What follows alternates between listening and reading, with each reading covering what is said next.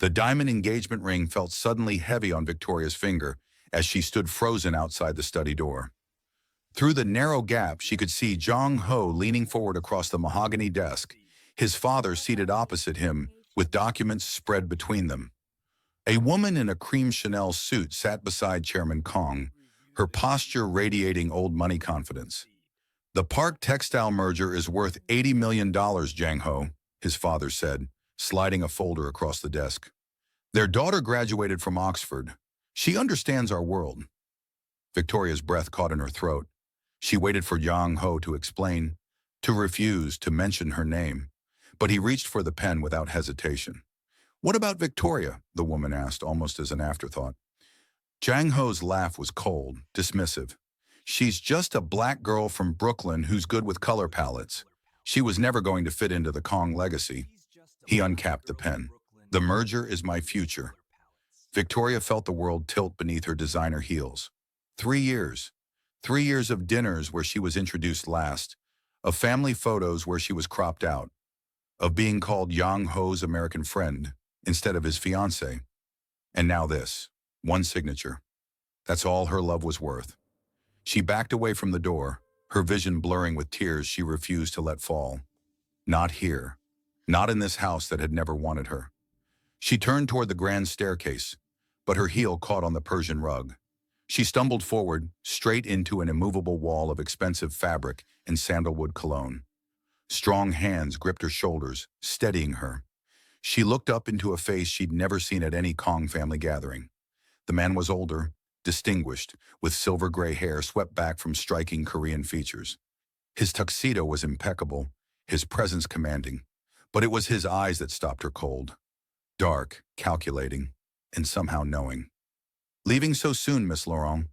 His voice was smooth, controlled, with an edge that sent a shiver down her spine. "I'm Kong Seo-jun, Jang-ho's uncle." He glanced past her toward the study door, then back at her tear-stained face. A slight, dangerous smile played on his lips. "It seems we've both been discarded by the Kong family. The difference is, I have the resources to make them regret it." He reached into his jacket and produced a business card. Black, with silver lettering. "I have a proposition for you, Miss Laurent. One that will turn my nephew's investment into his biggest mistake." Victoria stared at the card, her mind reeling. She should walk away. She should leave this toxic family behind forever. But as Seo-jun's fingers brushed hers, she noticed something. Dark ink creeping from beneath his cuff. Tattoos. The kind you didn't get at trendy Brooklyn parlors. What Victoria didn't know was that Seo-jun wasn't just Jang-ho's estranged uncle. He was the ghost the Kong family never spoke about. The brother who'd been erased from the family tree.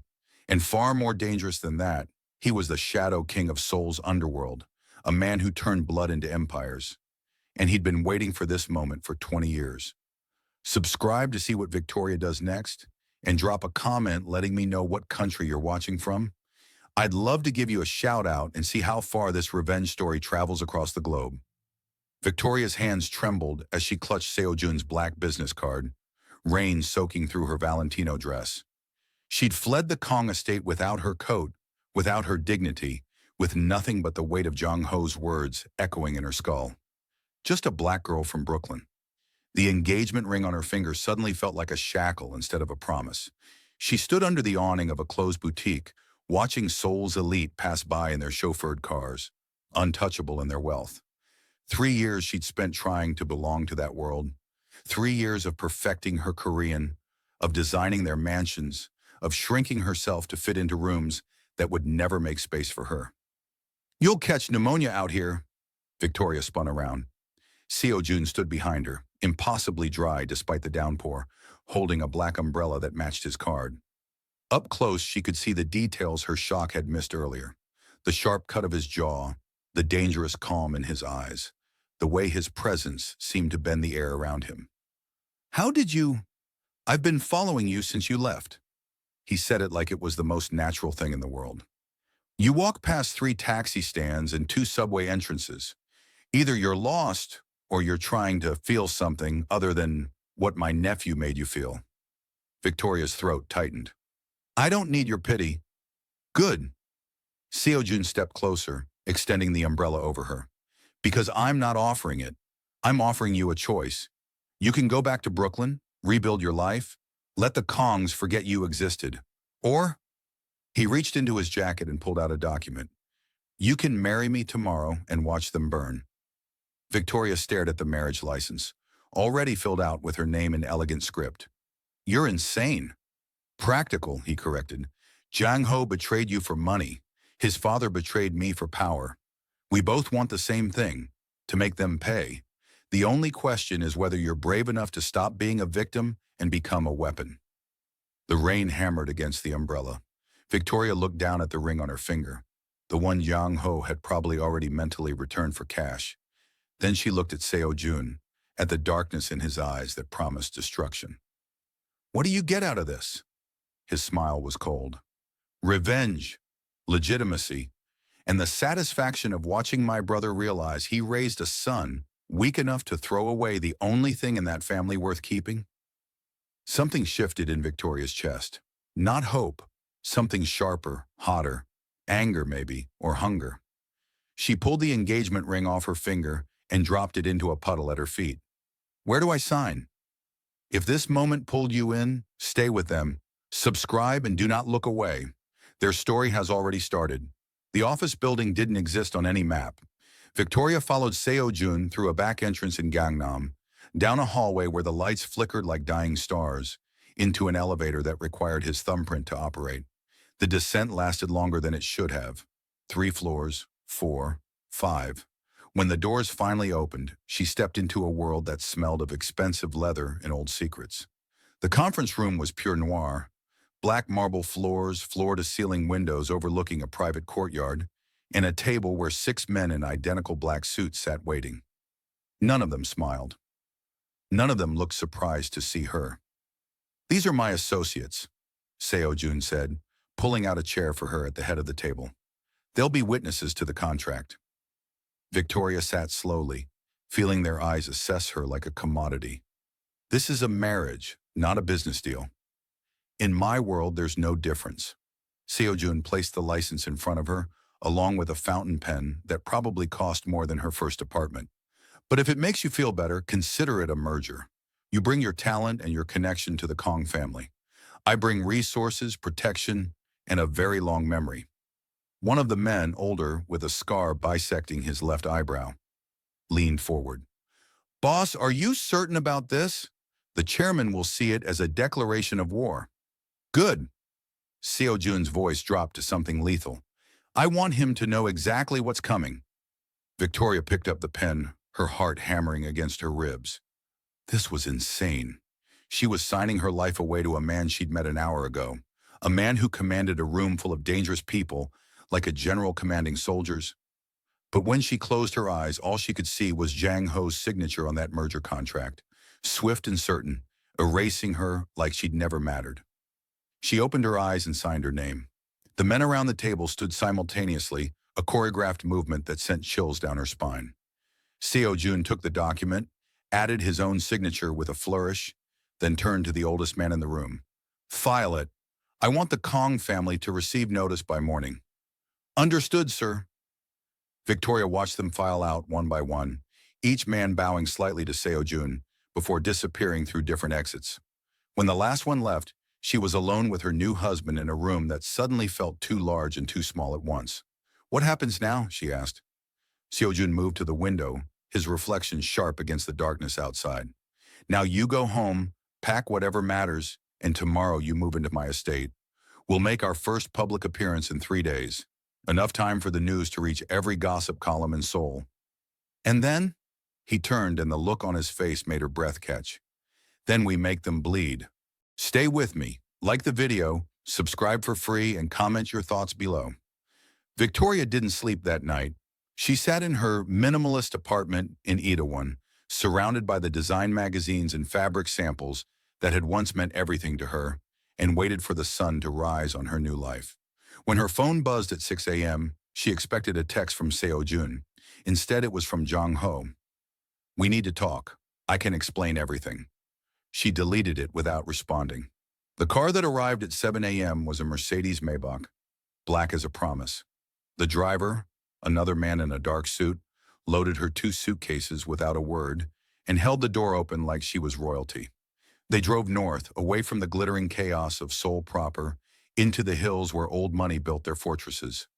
Seo-jun's estate wasn't a house. It was a statement. Modern architecture that cut into the mountainside like a blade, all glass and steel and impossible angles. Victoria recognized her own work immediately. The cantilevered balconies, the way natural light flooded the entryway, the seamless integration of indoor and outdoor space. "I designed this," she whispered as they pulled through the gates. The driver glanced at her in the rearview mirror. 5 years ago, Mr. Kong never told you it was for him. Her mind reeled. 5 years ago, she'd been hired through a shell corporation to design a private residence for an anonymous client. The budget had been unlimited, the demands exacting, the creative freedom absolute.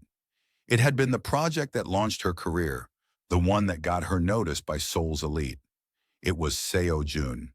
He was waiting for her at the entrance, dressed casually in black slacks and a white shirt with the sleeves rolled up. In daylight, she could see the tattoos clearly. Intricate patterns that crawled up his forearms and disappeared beneath the fabric. The kind of ink that spoke of oaths and blood debts. "Welcome home, Mrs. Kong," he said, and the title sounded like both a gift and a threat. "You knew," Victoria said, stepping out of the car. "All this time, you knew who I was. I knew what you could become." He gestured toward the house, her design, her vision made real. "I've been watching you since you drew the first blueprint.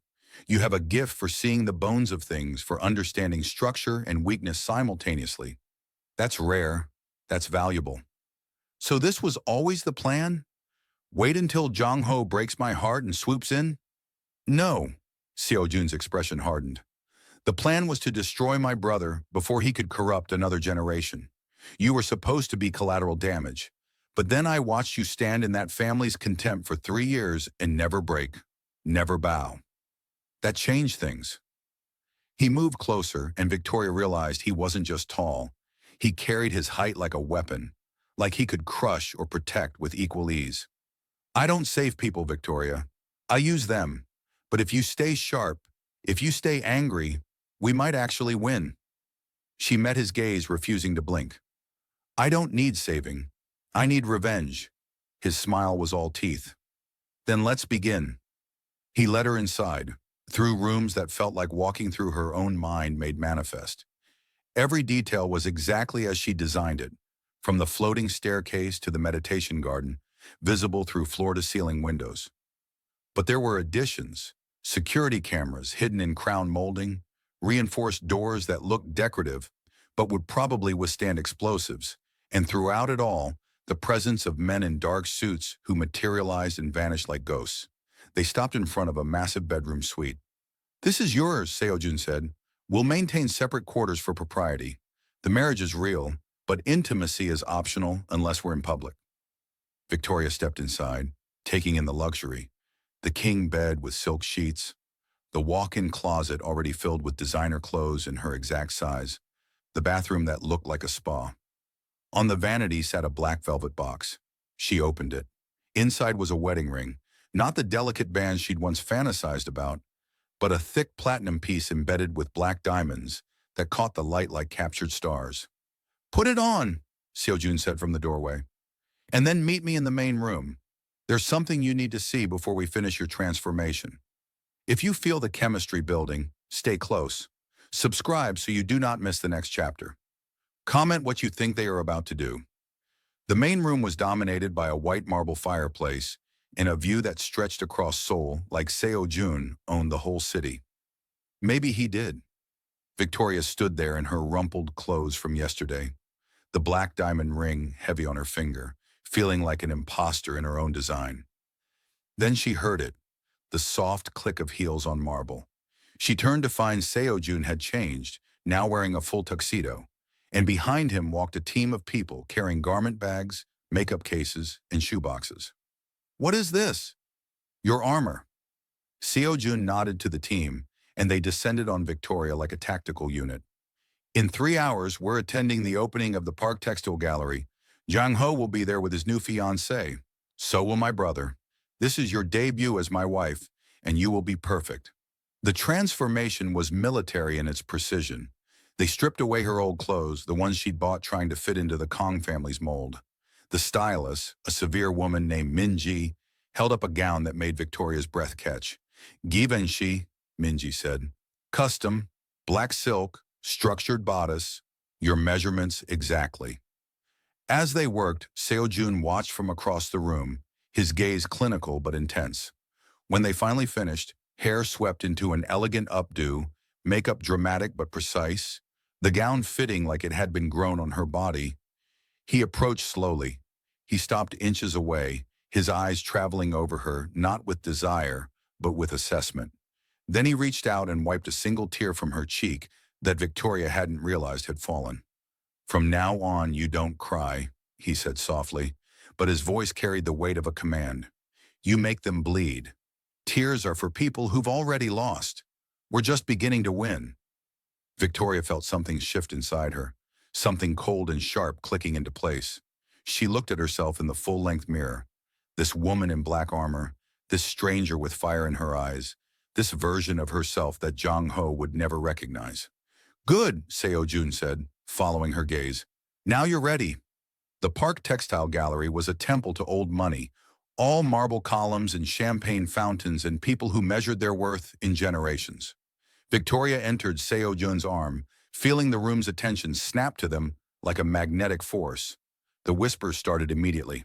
Is that Seo-jun? The one who... With a black woman? How scandalous!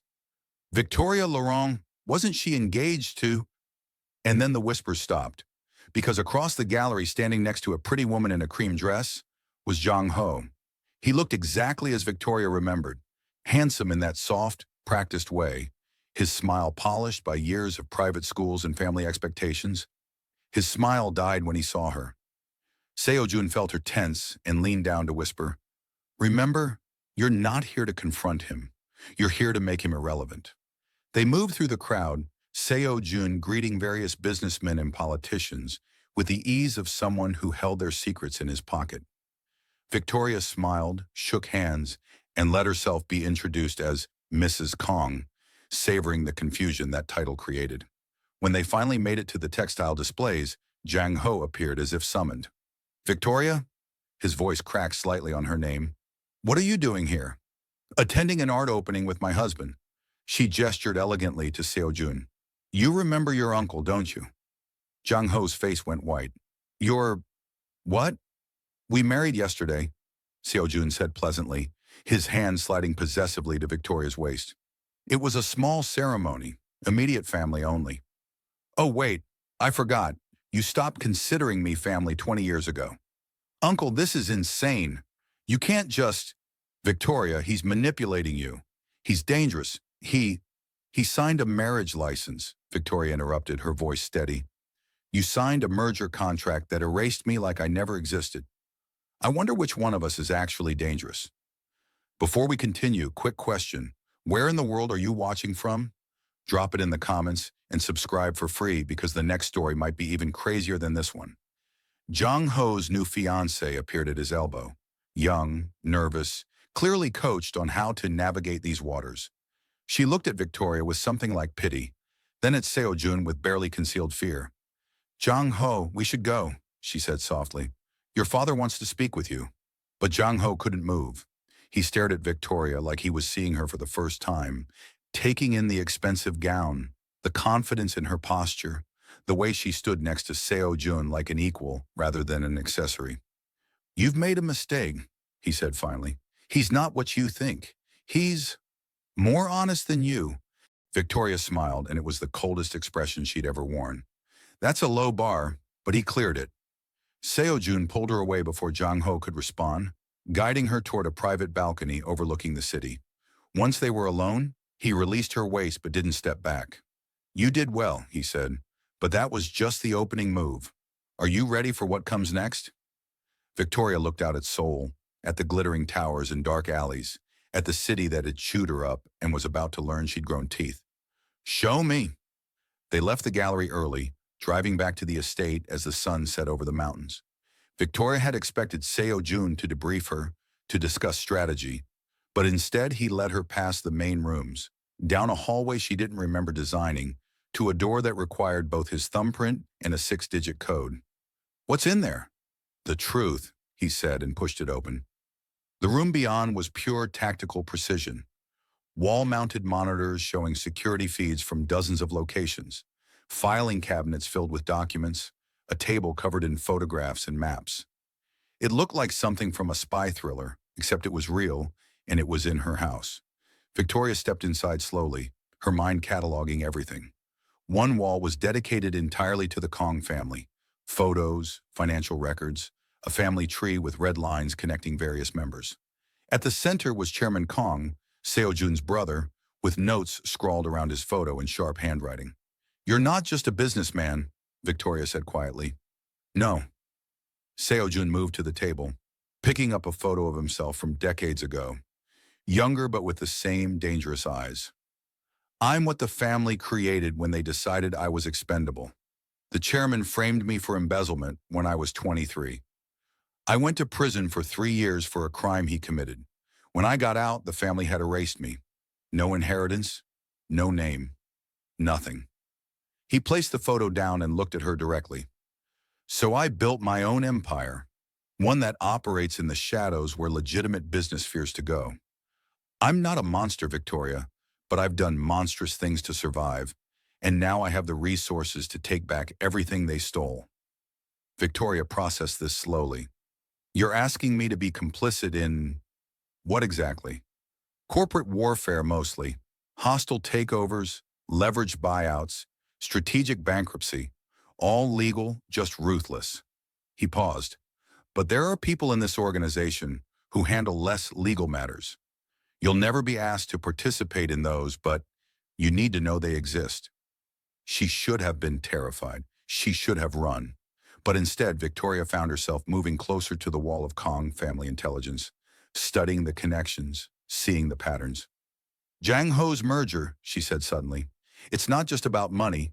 The Park family has connections to 3 government ministers and 2 banks. He's not marrying for love or money. He's marrying for political power." Seo-jun's smile was slow and approving. "Keep going." Victoria's mind raced, fitting pieces together the way she fit design elements into blueprints.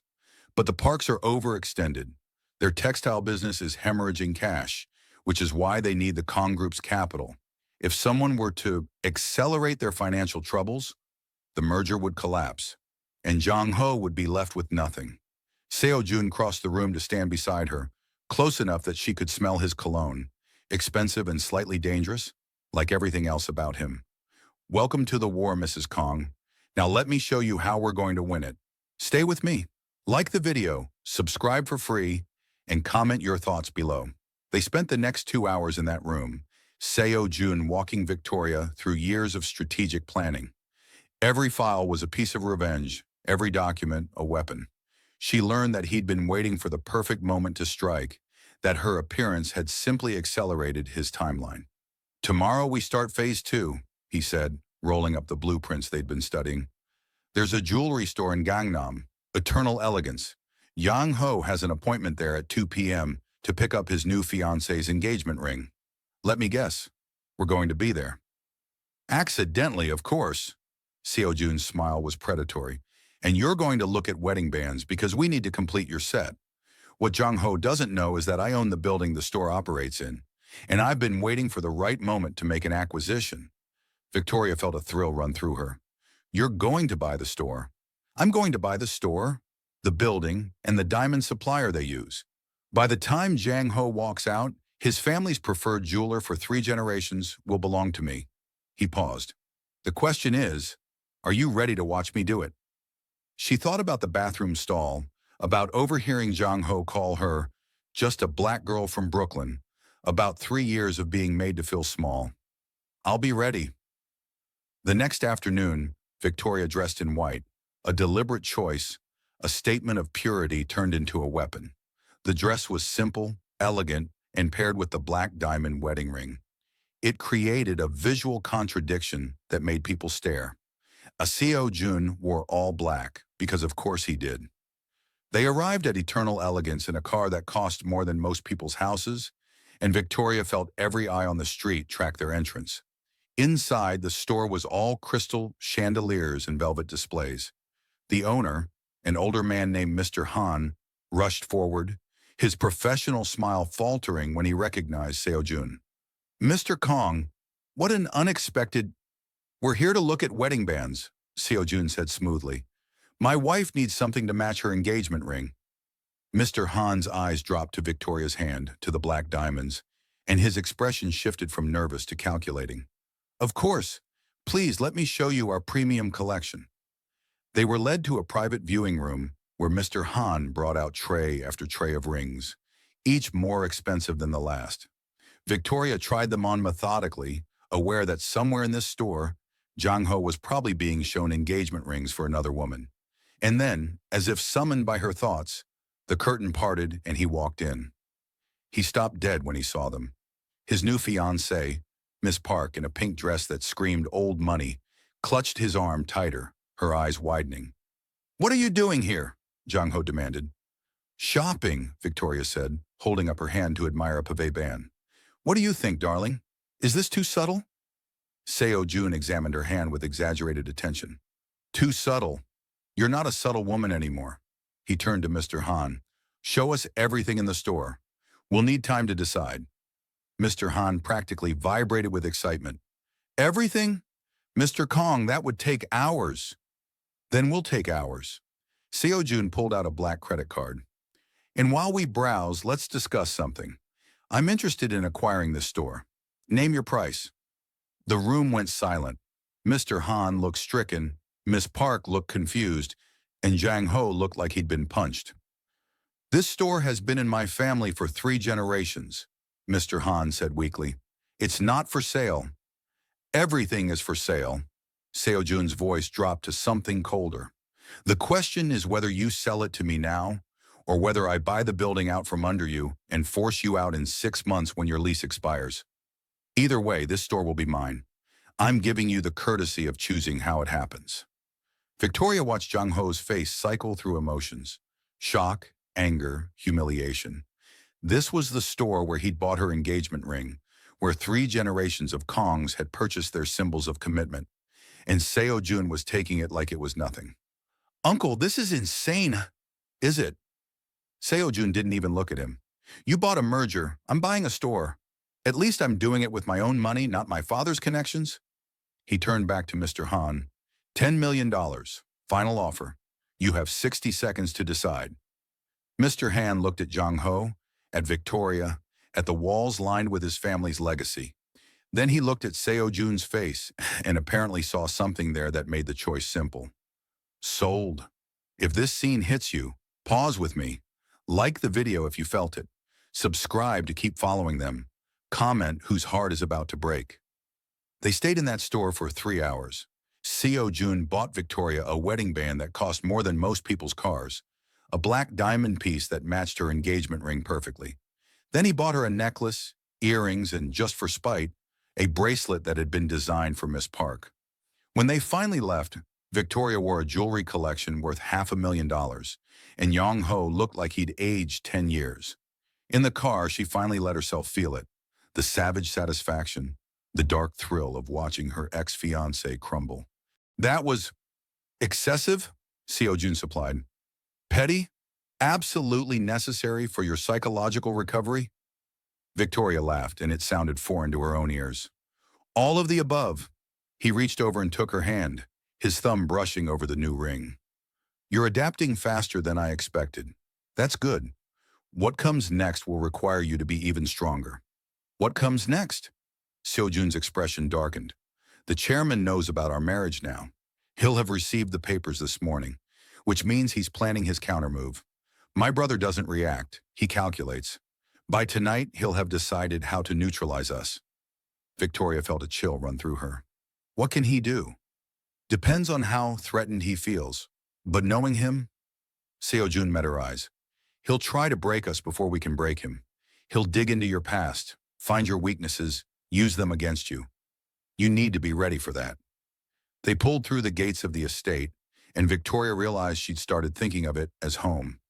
This beautiful fortress she'd designed years ago, without knowing it would become her castle. I don't have any secrets, she said. Everyone has secrets. The question is whether yours are dangerous enough to matter. They walked inside together, and Victoria felt the weight of the day settle over her like expensive armor. She was married to a man she barely knew, wearing jewelry bought to hurt her ex-fiancé, living in a house that doubled as a tactical command center. And somehow, impossibly, she was happy. That night she couldn't sleep. She wandered the house in silk pajamas, exploring the wings she hadn't seen yet, until she found herself back at the door to Seo-jun's war room. It was unlocked, a test maybe, or a sign of trust. She went inside. The monitors were still running, showing security feeds from locations across Seoul. Victoria recognized some of them. The Kong Group headquarters, Jang Ho's apartment building, even the Park family estate. Seo-jun was watching them all, collecting data, waiting for the perfect moment to strike. She was so focused on the screens that she didn't hear him enter until he spoke. Can't sleep? Victoria turned to find Seo-jun in the doorway, wearing black silk pajamas that made him look both domestic and dangerous.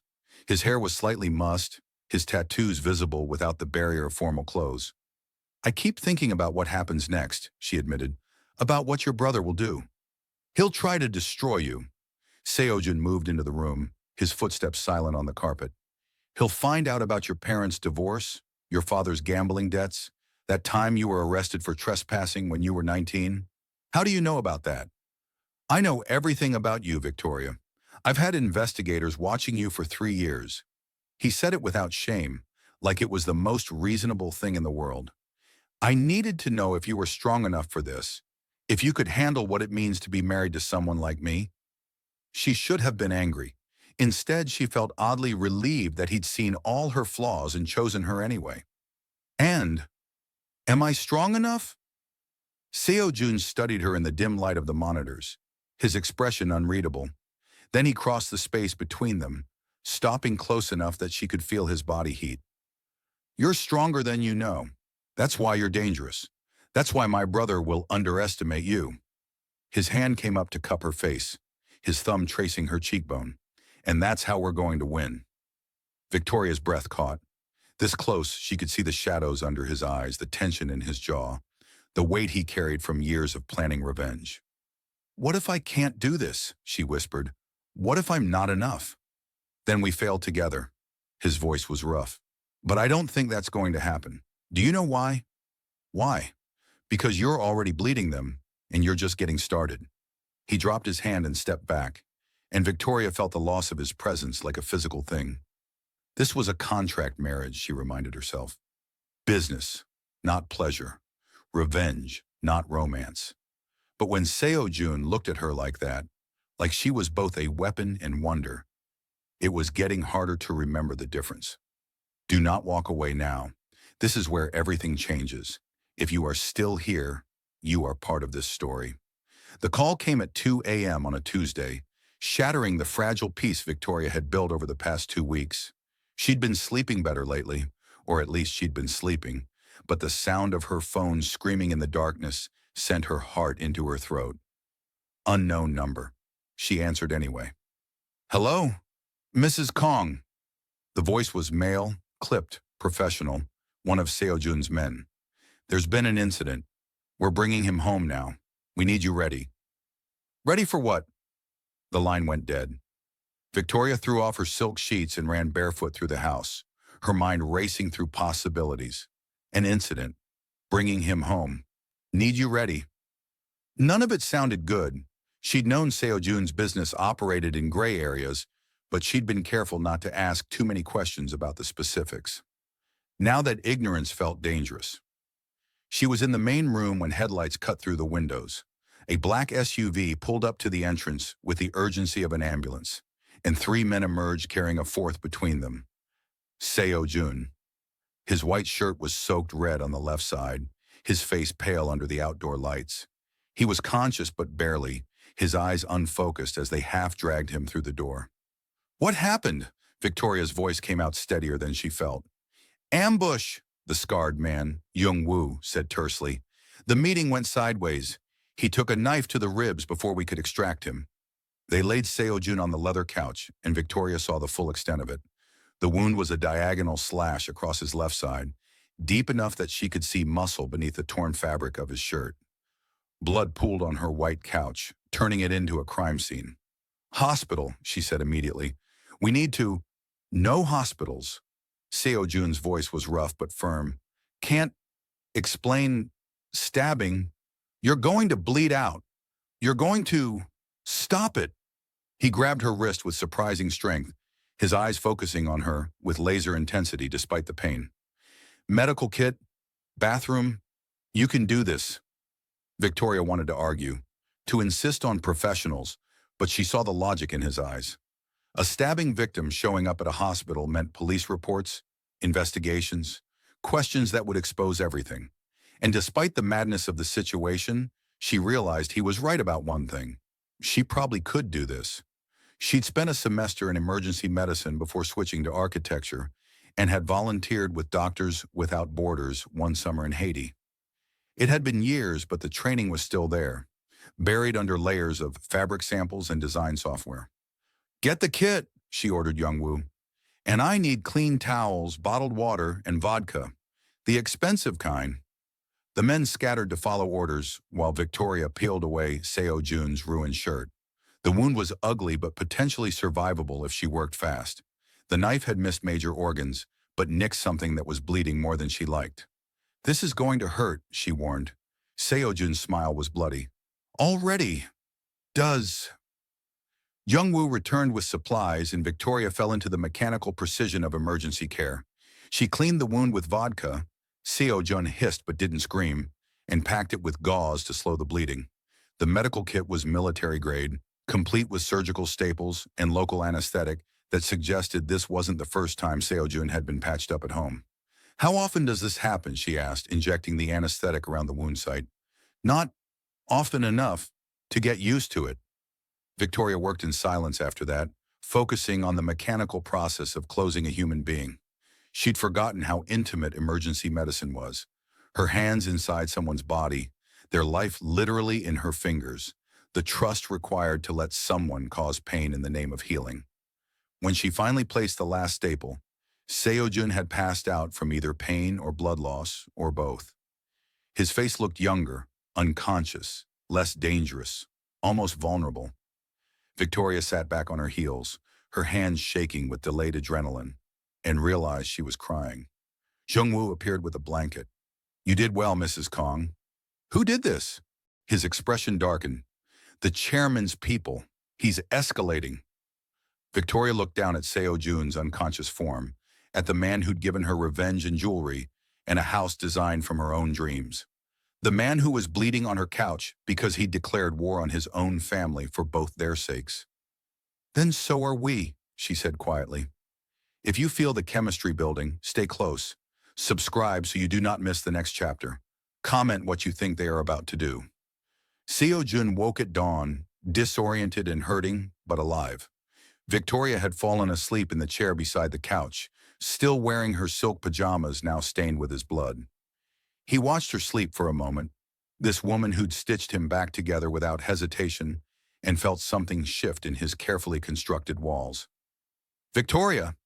She jerked awake, her eyes finding him immediately. "Don't move. You'll tear the staples." "Been stabbed before. Know the drill?" He tried to sit up and immediately regretted it, hissing through his teeth. "I said don't move." Victoria was beside him in an instant, her hands gentle but firm on his shoulders. "You lost a lot of blood. Young-woo is arranging a discreet transfusion, but until then, you stay down." Seo-jun looked up at her, at the dried blood on her hands and the fierce protection in her eyes. "You could have left, called the police, ended this, and missed my chance at revenge?" She adjusted the blanket over him. "Not a chance." "That's not why you stayed." Victoria met his gaze, and something passed between them that had nothing to do with contracts or revenge. "No," she admitted quietly. "It's not." The moment stretched, fragile and dangerous, until Young-woo entered with a doctor carrying medical equipment. The spell broke, and Victoria stepped back to let the professionals work. But as she moved away, Seo-jun caught her hand. "Thank you.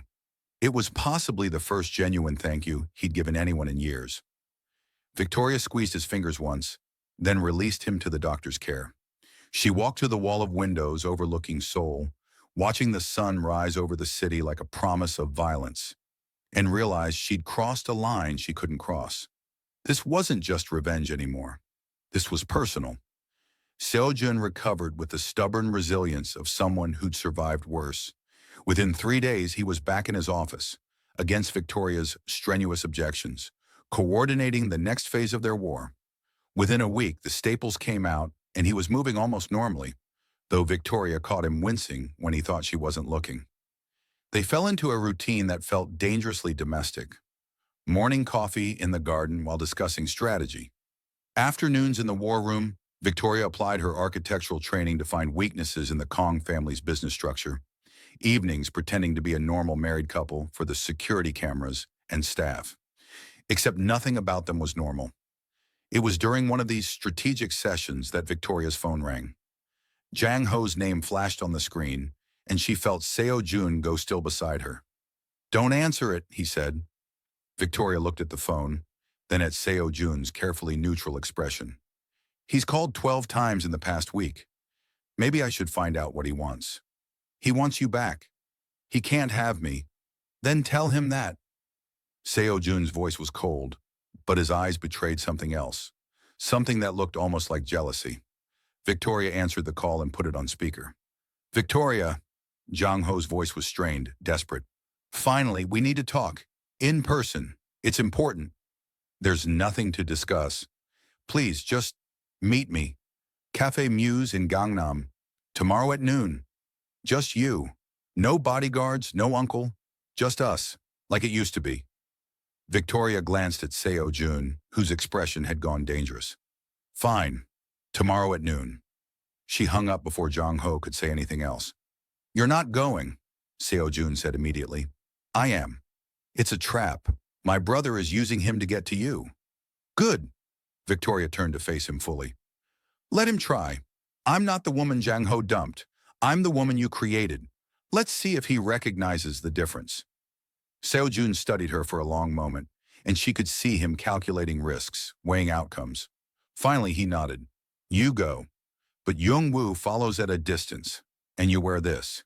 He pulled a small device from his desk drawer, a pendant on a delicate chain.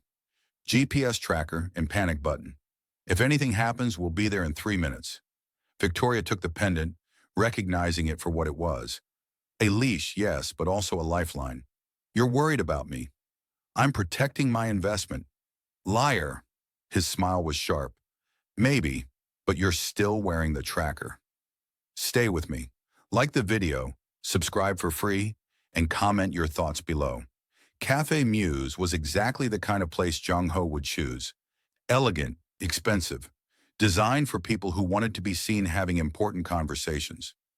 Victoria arrived in a white dress that probably cost more than Jang Ho's car, her hair swept up to show off the black diamond jewelry that marked her as Seo-jun's. Jang Ho was already there, looking haggard.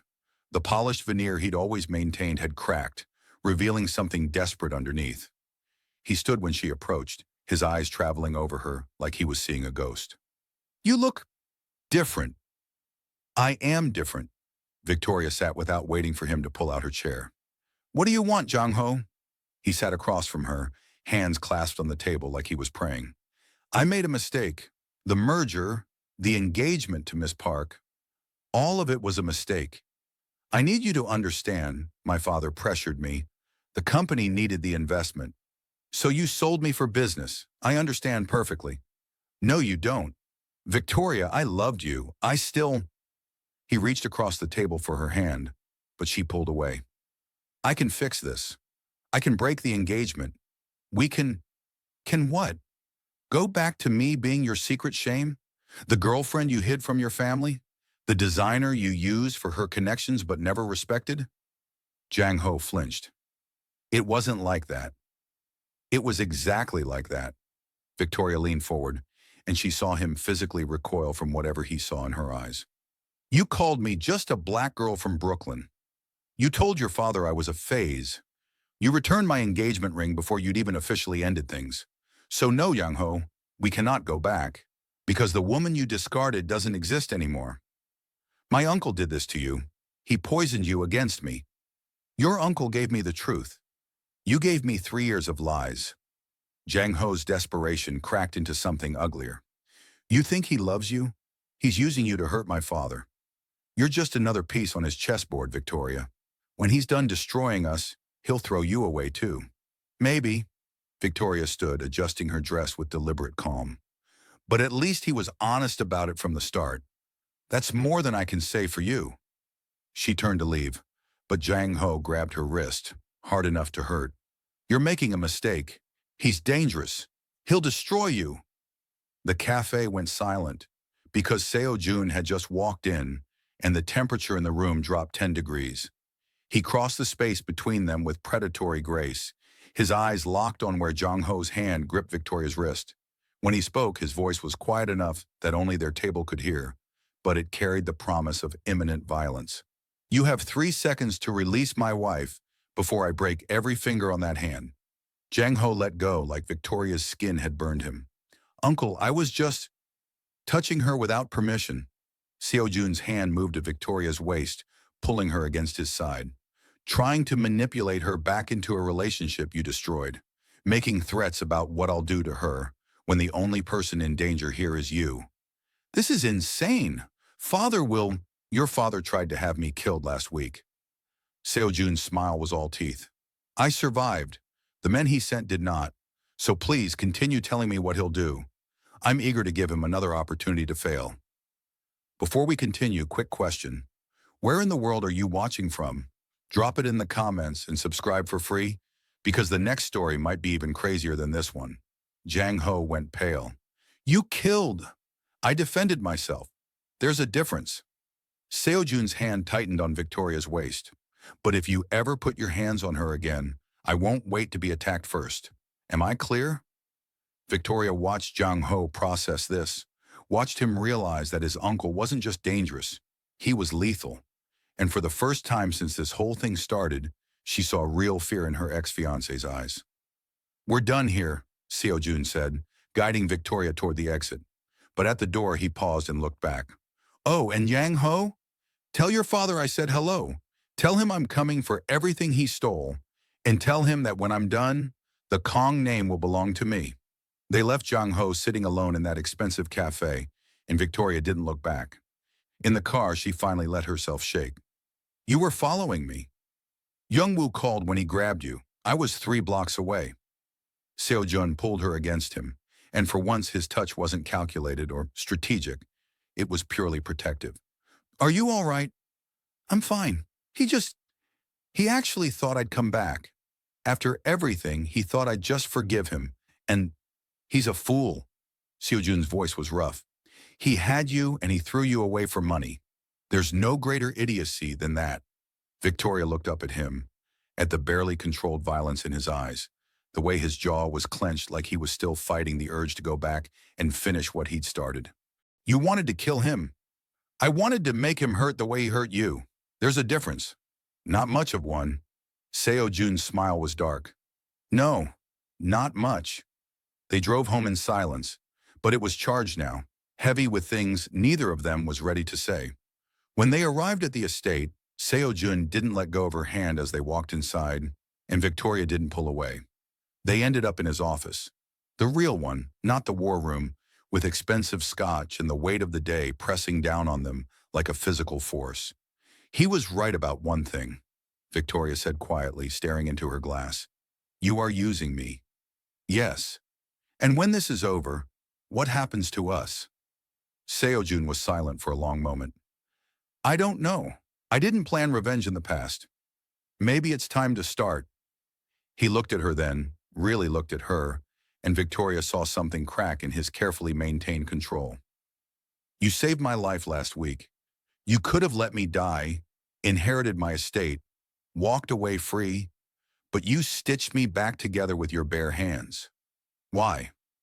Victoria set down her glass and moved closer, close enough to see the silver in his hair, the scar on his jaw from some old fight, the tattoos that told stories he'd never shared. Because somewhere between the revenge and the jewelry and the tactical planning, I forgot this was supposed to be fake. The admission hung in the air between them, dangerous and true. Seo-jun's hand came up to cup her face, his thumb tracing her cheekbone like he'd done a dozen times before. But this time it meant something different. This complicates things.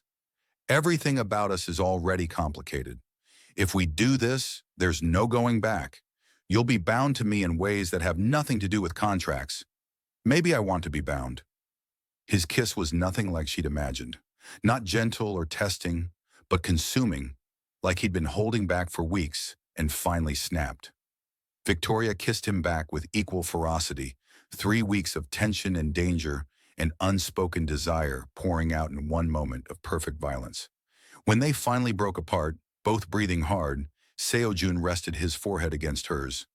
"This changes everything," he said. "Good," Victoria replied. "I was getting bored with the old plan anyway." If this scene hits you, pause with me. Like the video if you felt it. Subscribe to keep following them. Comment whose heart's about to break. The next 3 weeks were a blur of strategic planning and stolen moments. Victoria threw herself into the war against the Kong family with renewed purpose, using her architectural knowledge to find the weakness Seo-jun had been searching for. It came to her at 3 a.m., staring at blueprints of the Park textile factory that was the cornerstone of Jong-ho's merger. "The foundation is wrong," she said, shaking Seo-jun awake in his bedroom, a space she'd been spending more time in lately. "Look at these load-bearing walls. They're not rated for the equipment the parks want to install." Seo-jun sat up, immediately alert despite the hour. "Explain." Victoria spread the blueprints across his bed, pointing to the structural flaws only someone with her training would notice. "The merger depends on modernizing the textile factory, right? New machinery, increased production capacity. But the building can't handle the weight. The moment they install that equipment, they'll need millions in structural reinforcement, money neither family has budgeted for. So if someone were to flag this in a building inspection, the merger would be delayed indefinitely while they redesign the entire renovation. Banks would pull funding. Investors would panic." Victoria looked up at him. The engagement would become a liability instead of an asset. Seo-jun's smile was slow and predatory. "You're magnificent. I'm useful. You're both." He pulled her down beside him, the blueprints crinkling between them. "How long until the parks discover this?" "They won't, not unless someone tells them. And by the time they do, it'll be too late to fix it before the merger deadline." "So we just wait for them to fail?" Victoria shook her head. "We accelerate it. Anonymous tip to the building inspector. Media leak about safety concerns. Make it public enough that they can't hide it." "That's ruthless," Victoria finished. "I learned from the best." Seo-jun kissed her then, deep and thorough, and Victoria realized that revenge tasted better when you shared it with someone who understood the hunger. They executed the plan with surgical precision. Young-woo made the anonymous call to the building inspector. Victoria leaked just enough information to a sympathetic journalist. Within 48 hours, the Park textile factory was shut down for safety violations, and the Kong Park merger was in free fall. The engagement between Jong-ho and Miss Park lasted another week before her family called it off, citing unforeseen complications. In reality, they'd realized the Kongs had nothing to offer but debt and scandal. Jong-ho was left with nothing, and Seo-jun was ready for the final move. Stay with me. Like the video, subscribe for free, and comment your thoughts below. The invitation arrived on black cardstock with silver lettering. The Kong Group's succession gala, a masquerade. It was the chairman's final play, a public crowning of Jong-ho as heir, a show of strength designed to prove the family was unshakable despite the merger collapse. "He's desperate," Seo-jun said, studying the invitation. "He thinks pageantry will save him." "When do we strike?" Victoria asked. "During the gala. Maximum exposure, maximum humiliation." He looked at her. "Are you ready for this? Once we walk through those doors, there's no retreat. We win everything or we lose everything." Victoria thought about the bathroom stall, about overhearing Jong-ho call her a phase. She thought about 3 years of being invisible in a family that never wanted her. And she thought about the man standing beside her now, dangerous and damaged, and hers in ways that had nothing to do with contracts. I've been ready since the moment I signed my name. They spent the week preparing like generals before battle. Seo-jun finalized the acquisition of the Kong Group's debt, 51% of it purchased through shell corporations and shadow companies over the past 3 years. Victoria designed her armor, a black gown that was more weapon than dress, structured and severe, and absolutely breathtaking. The night of the gala, she stood in front of the mirror and barely recognized herself. Her hair was swept into an elegant updo, her makeup dramatic, the black diamonds at her throat catching light like captured stars. She looked like the queen of something dark and beautiful. Seo-jun appeared behind her in the mirror, wearing a tuxedo that probably cost more than her first car. His silver hair was perfect, his tattoos hidden beneath expensive fabric, his expression cold and focused. "Last chance to walk away," he said softly. Victoria turned to face him. "I'm exactly where I want to be."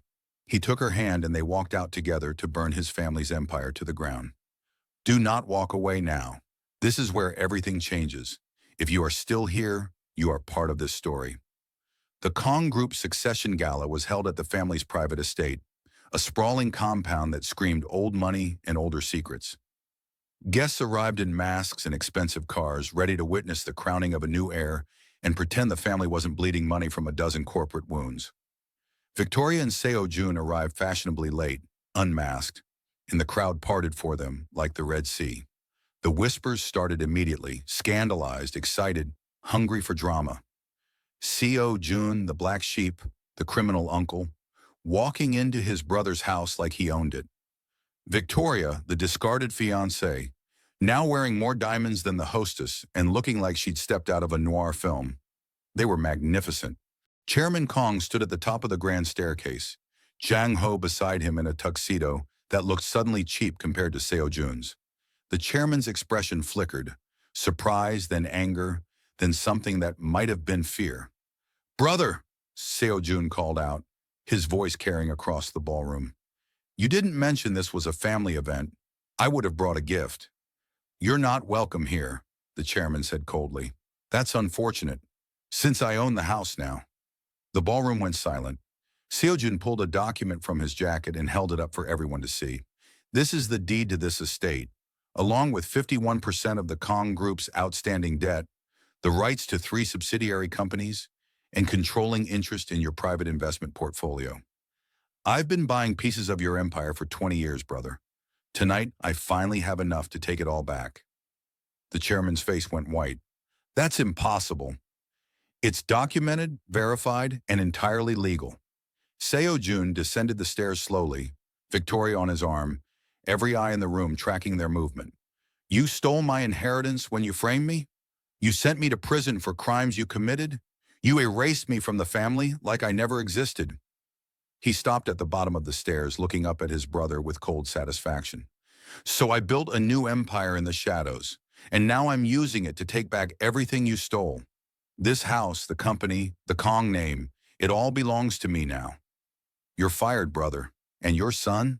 Seo-jun glanced at Jung Ho, who looked like he might be sick. "He's nothing but a cautionary tale about what happens when you inherit weakness instead of strength." Jang Ho tried to speak, tried to salvage something. "You can't just—" "I already did." Seo-jun turned to the crowd, his voice carrying to every corner of the ballroom. "Ladies and gentlemen, allow me to introduce myself properly. I'm Kong Seo-jun, the new chairman of the Kong Group. And this is my wife, Victoria Kong, the finest architect in Seoul, and the woman who designed the structural collapse of my brother's last desperate merger." He looked at Victoria then, and his smile was genuine. "She's also the only reason I'm being this merciful.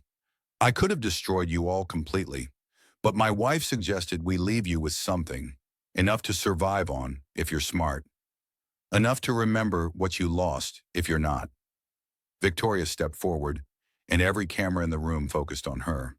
"Jang Ho," she said clearly, "you told your father I was just a black girl from Brooklyn, a phase, someone who didn't belong in your world." She smiled. "You were right. I didn't belong in your world. I was always meant for something bigger." Jang Ho tried to approach her, his expression desperate. "Victoria, please." But Seo-jun stepped between them, catching Jang Ho's wrist with the same precision he'd used at the cafe.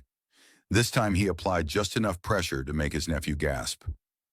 "You will never touch her again," Seo-jun said quietly, his voice carrying the weight of absolute authority. "You will never speak to her again. You will bow to the woman you discarded, and you will remember this moment for the rest of your insignificant life."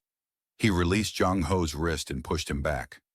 Jang Ho stumbled, caught himself, and then, in front of everyone, in front of the cameras and his father and Seoul's elite, he bowed to Victoria. It wasn't a respectful bow. It was the bow of absolute defeat. Victoria watched him, feeling nothing but cold satisfaction. Then she turned to Seo-jun, took his hand, and together they walked out of the ballroom as the new king and queen of an empire built on revenge. Like the video if the ending surprised you. Comment on your reaction or your theory. Subscribe for free so you do not miss the next story.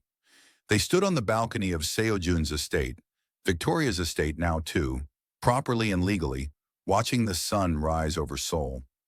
The city stretched beneath them like a conquered kingdom, all glittering lights and dark promises. "We did it," Victoria said softly.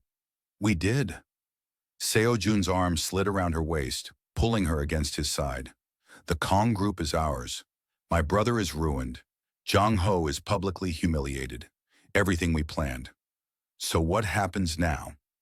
He was quiet for a moment, and when he spoke, his voice carried something new, something that might have been hope. "Now we decide if this marriage stays a contract or if it becomes something real." Victoria looked up at him, at the man who'd given her revenge and power, and a love she hadn't been looking for. He was dangerous, yes. He'd killed people, destroyed lives, built an empire in the shadows. He was a monster by any reasonable definition, but he was her monster. "I think we passed contracts somewhere around the time I stitched your chest back together," she said. Seo-jun's smile was rare and genuine. "Fair point." He kissed her as the sun rose, and Victoria realized that revenge had never been the point. The point was this: standing in a house she'd designed years ago without knowing it would become her home, beside a man she'd married for vengeance and fallen for, despite every reason not to, watching a city that had tried to break her now, spread out beneath her like a gift. She was Victoria Kong, the architect who built empires and the queen who ruled them. The woman from Brooklyn who'd married into the Korean Mafia and come out stronger. And she was exactly where she was meant to be. "There's one more thing," Seo-jun said, pulling a document from his pocket. "I had this drawn up last week." Victoria took it, scanning the legal language. It took her a moment to understand what she was reading, and when she did, her breath caught. "You're giving me half the company?" "Equal partners, in business and in everything else." He turned her to face him fully. "I don't want a wife who depends on me, Victoria.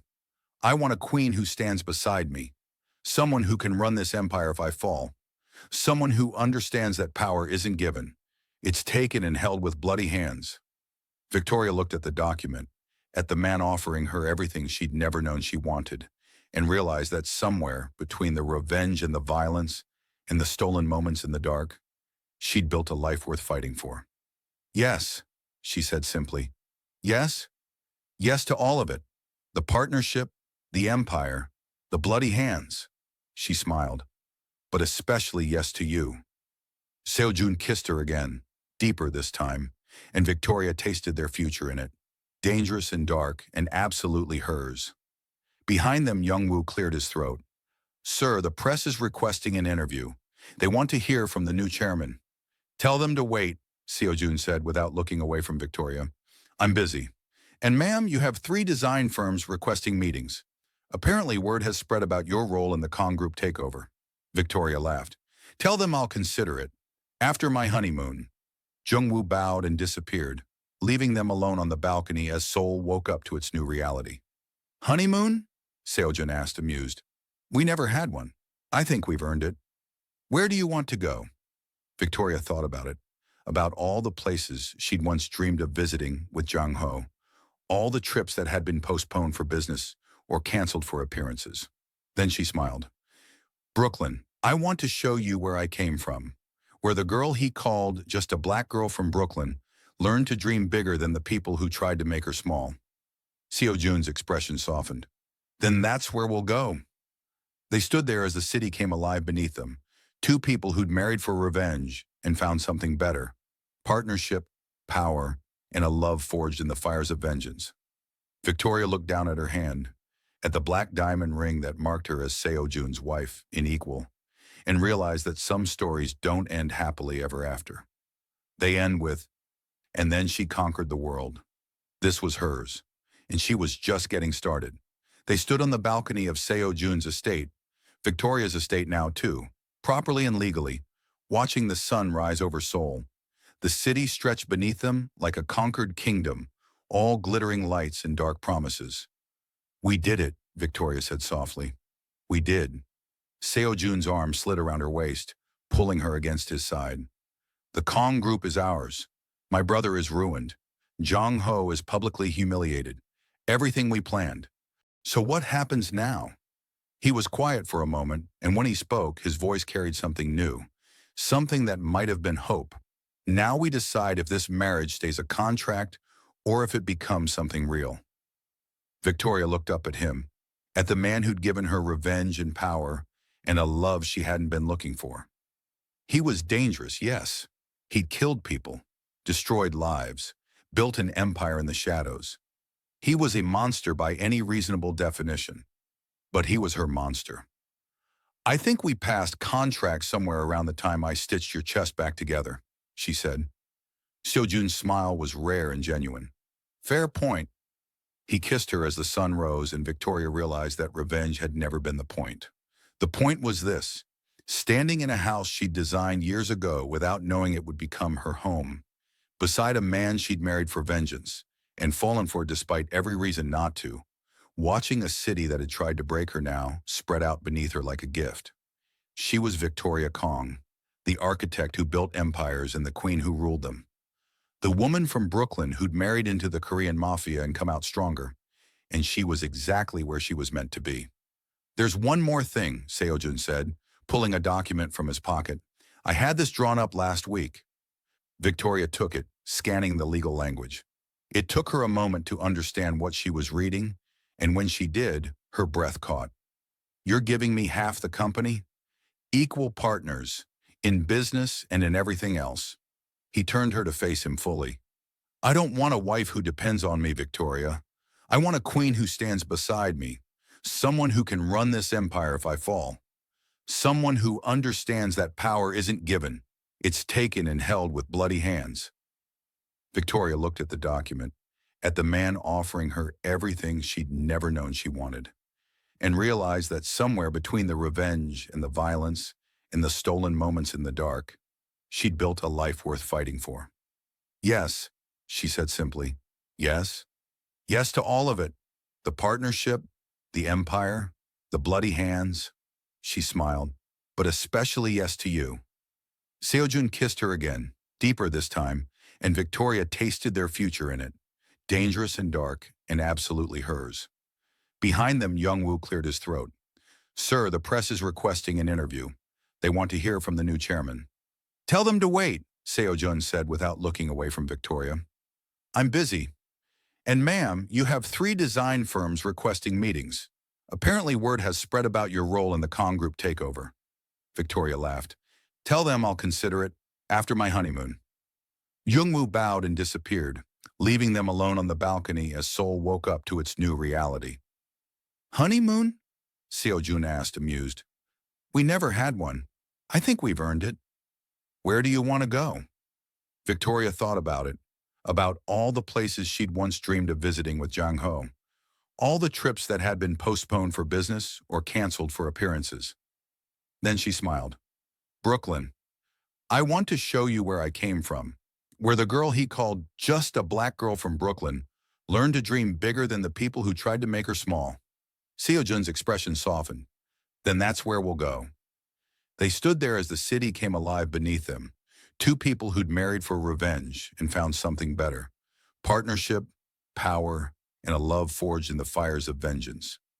Victoria looked down at her hand, at the black diamond ring that marked her as Seo-jun's wife and equal, and realized that some stories don't end happily ever after. They end with, and then she conquered the world. This was hers. and she was just getting started. If Victoria's revenge left you breathless, imagine what comes next. Drop a like if you're Team Victoria, subscribe for more stories of women who refuse to stay broken, and comment which part hit you hardest, the gala confrontation or Seo-jun's final declaration. Your thoughts fuel the next chapter.